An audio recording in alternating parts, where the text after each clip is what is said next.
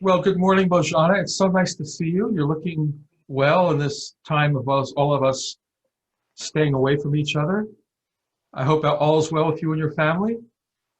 Yes, good morning, Herb. Everything is okay with my family, and I'm staying semi-isolated and relatively healthy. So thank you very much.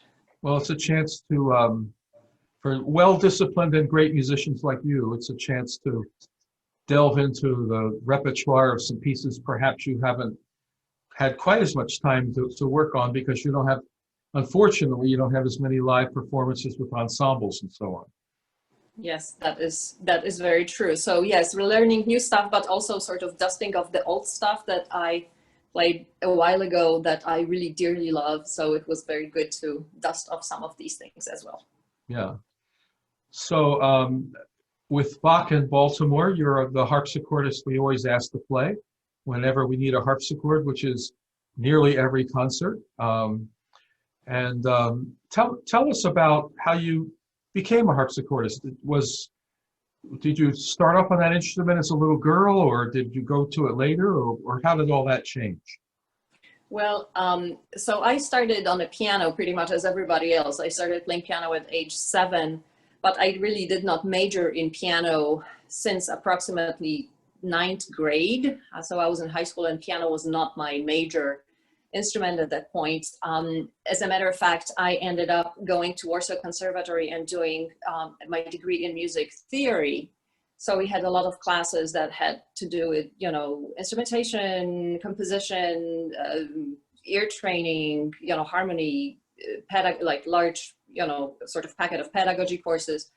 But this was degree in music theory, not in piano. However, a friend of mine got involved in a little sort of high school orchestra, and she was drafted as a harpsichordist, and I think I got a little jealous about that. I thought it was the coolest thing that she was doing.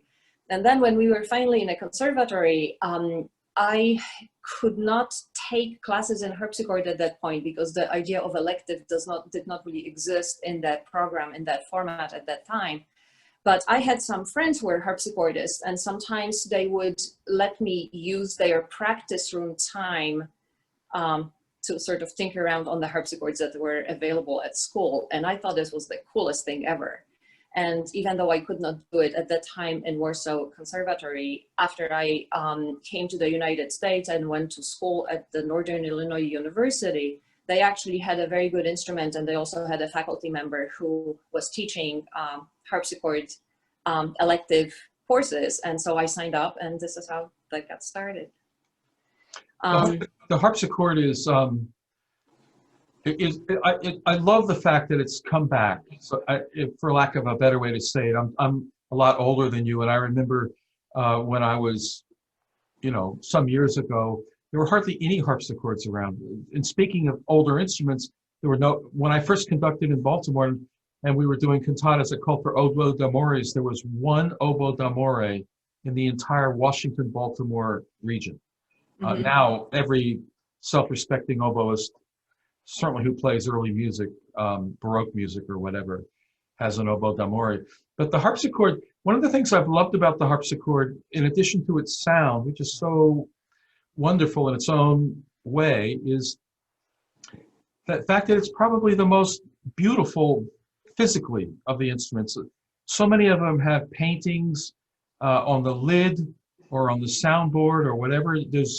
Does your harpsichord? I think it does, doesn't it? Isn't it? Yes, it actually does. It has a very nice painting on a soundboard, and if you'd like, I can try to show it to you and to everybody who's watching this. So let's see if I can move this. You need to tell me if you can see my soundboard. Ah, there it is, with the beautiful birds and the gilded sound hole. That's right. Yes. And of course, people can see that there's 2 strings. The strings are in pairs. Yes, the strings are in pairs. That's right. And that's not like the piano where, say the treble strings, we hit the hammer and there's 3. You have a plectra.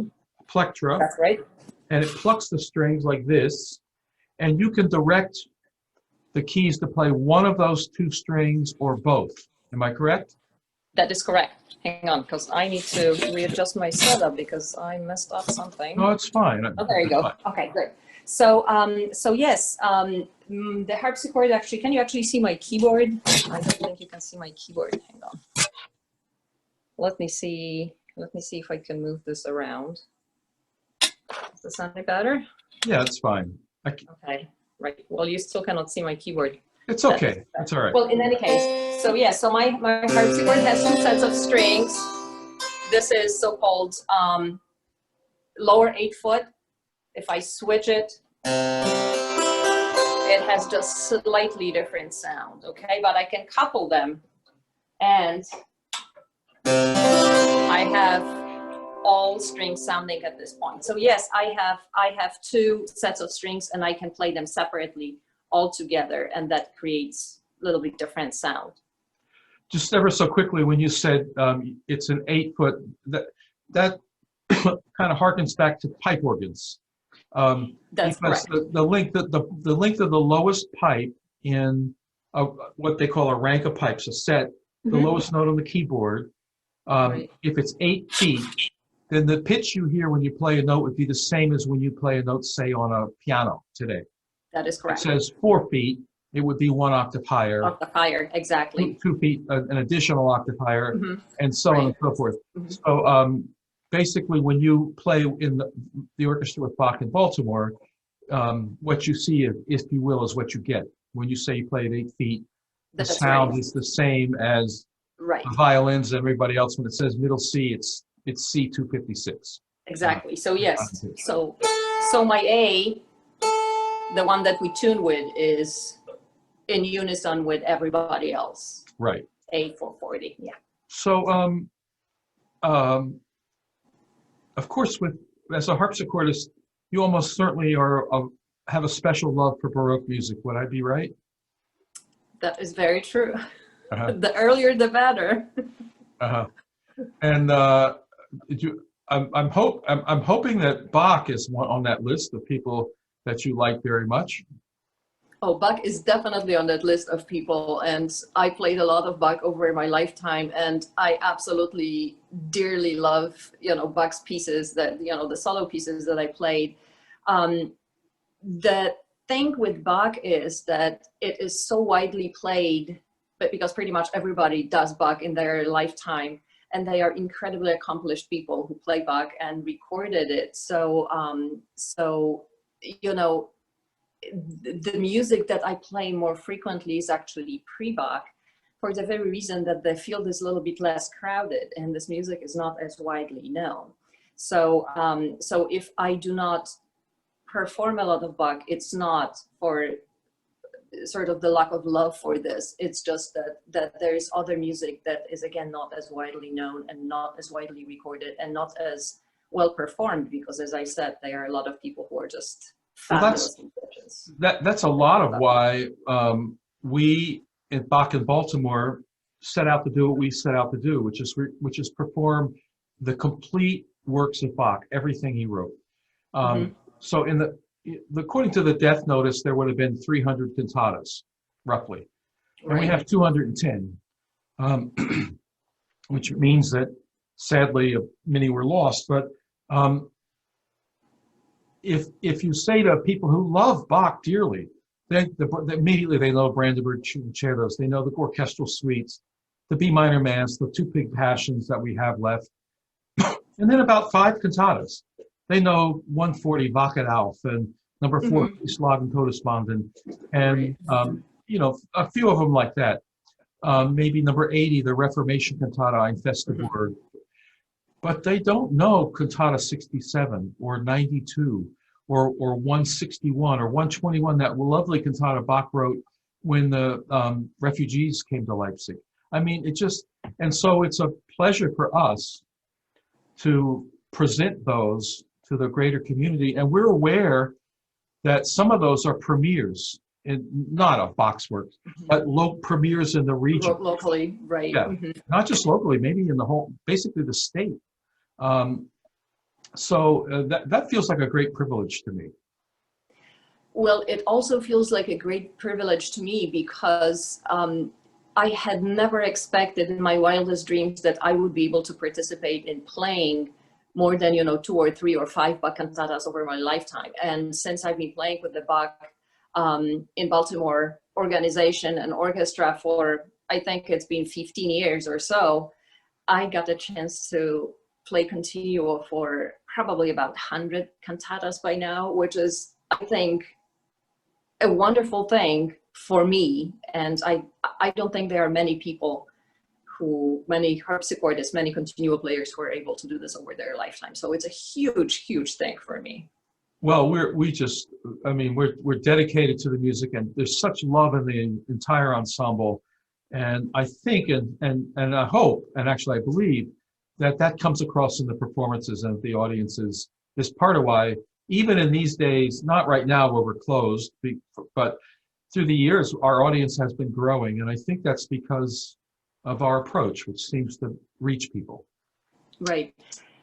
Yeah. So you say that there is this sort of like outreach element to this. I think it's the coolest thing when, just before the beginning of the concert, when you actually talk about Bach's musical language and when you point musical things to people and put them in the context of, text primarily. I think this is incredibly valuable, and I don't think there are many other places where people can actually, get this kind of introduction to the music that they will be hearing.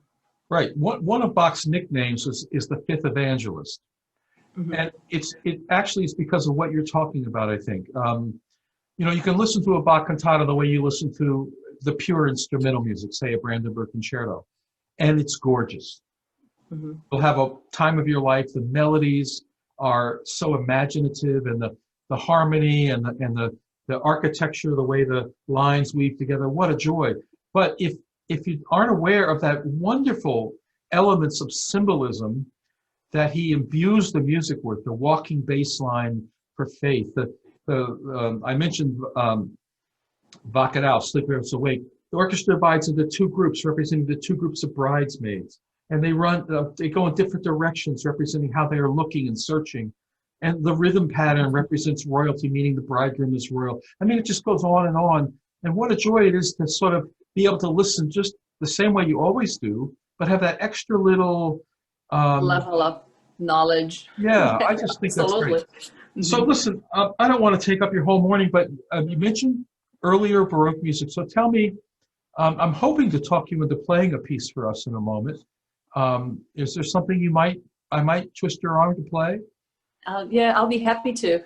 Actually, I am going to play a piece by Johann Jakob Froberger, who was a South German composer, basically belonging to the first sort of half of Baroque period, the way we sort of frame it right now. He was born in 1616, and he died in 1667. So he basically died about, less than 20 years before Bach was born.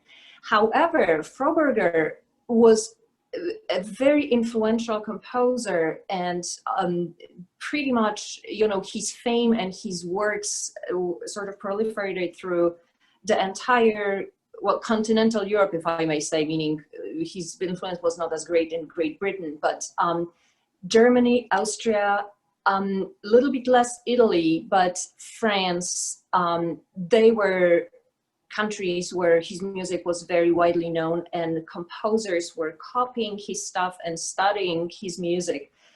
We know for certain that Bach, hand copied several of Froberger's suites in his own hand, and he was studying them, in his musical studies when he was very young. But they were other composers, like Handel, for example, was also influenced by Froberger, and French composers like Couperin, François Couperin, and later guys. So his influence is really quite huge. And if I may say just one thing, Froberger is sort of instrumental in establishing the form of Baroque instrumental suite, keyboard suite, right? So Bach wrote a bunch of French suites and English suites, and French suites are sort of the simpler ones, and they pretty much follow the Froberger's sort of prescription for the suite as a four-part form consisting of allemande, courante, sarabande, and gigue. So Right. so this is By the way, the orchestral suites also. exactly. And Froberger was from Stuttgart, and I studied. My teacher is Helmut Rilling, who founded the International Bach Academy in Stuttgart. In Stuttgart, And I studied with Rilling both in the United States, and he invited me to study with him in Stuttgart. And when I was there, I saw the Froberger influence was there were still things around that sort of attested to the fact that he had been there, even though it was 400 years ago, more or less. Right. Yeah. So tell us the name of this piece, and then we'll look forward to hearing it. Sure. So the piece is Allemande, which is the first movement of a suite in E minor. This suite comes with the collection that was published in 1656, which is called the Fourth Book of pieces, basically, and it contains suites, but it also contains other genres, other types of pieces, and I am going to play Allemande from that suite. Now, if I just may say, by the way, all those you mentioned, the courante, the allemande, the gigue, all of those are dance movements, are dance forms with specific meters, specific tempos, or a range of tempos, perhaps, right? And kind of different beats that get emphasized by the composer in the composition. And so we'll all hear. So, and now tell us all of what makes an allemande an allemande. For example, it's not. It can be major or minor. What meter is it in? Okay, so it's in 4/4, right? And it is not a very fast movement. It's something that opens the suite, so it's sort of like has to grab your attention and sort of like pulls you into the music. But it's really interesting that you sort of mentioned that, you know, dance form and sort of conforming to certain you know, dance features. Because the interesting thing about the Froberger allemandes in particular, that they are actually very sort of free. They really do not sound like dance at all, and Froberger sort of wanted it this way. So, so his allemandes are composed in something we that is called style brisé. Forgive my French, but this translates as a broken style.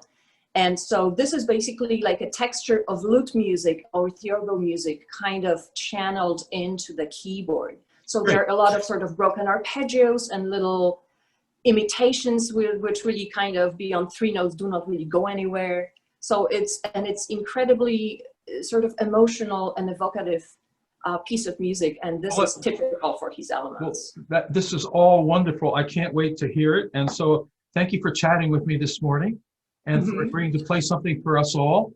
And we're going to all sit back now and listen to this Froberger allemande. Thank you, Bozena. Okay, well, thank you. It was great to talk to you and to everybody, I guess. Okay. Okay.